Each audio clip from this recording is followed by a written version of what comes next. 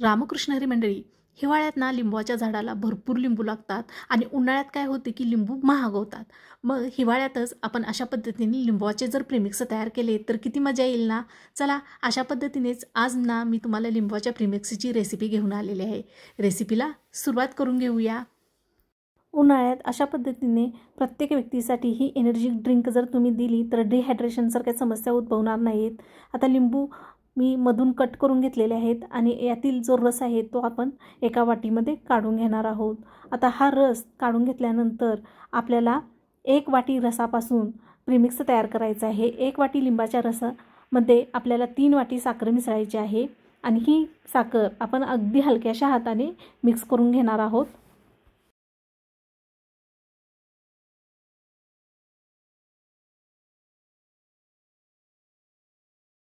लिंबाच्या रसामध्ये साखर मिक्स करून घेतलेली आहे.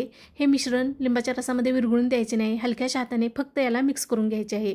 आता 3 ते 4 दिवस हे मिश्रण आपल्याला सुकत ठेवायचे आहे. 3 ते 4 दिवसानंतर बघा हे मिश्रण पूर्णपणे कोरडे पडलेले आहे. आता यामध्ये चवीनुसार मीठ घालून घेणार आहोत. मीठ घातल्यानंतर हे मिश्रण मिक्सरच्या भांड्यामधून आपल्याला वाटून घ्यायचे आहे.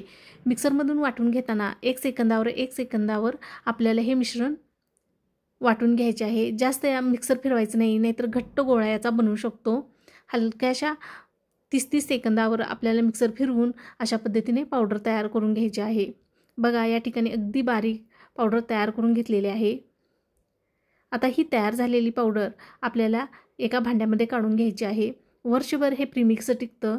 उन्हाळ्यामध्ये एनर्जी ड्रिंक म्हणूनही आपण ही पावडर वापरू शकतो. 1 ग्लास पाण्यामध्ये 2 चमचे हे प्रीमिक्स टाकून 1 वेलची टाकून लिंबू सरबत आपला पटकन तयार होतो.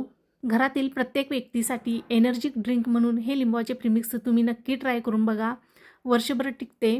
उन्हाळ्यात पाण्याची कमतरता शरीराला भासत असते, ती कमतरता पूर्ण करण्यासाठी हे लिंबाचे प्रीमिक्स नक्की उपयोगी पडेल. माझी ही अगदी सोपी रेसिपी तुम्हाला आवडली असेल तर नक्की सबस्क्राईब करा. चला परत भेटूया नवीन रेसिपीबरोबर. तोपर्यंत रामकृष्ण हरी. धन्यवाद.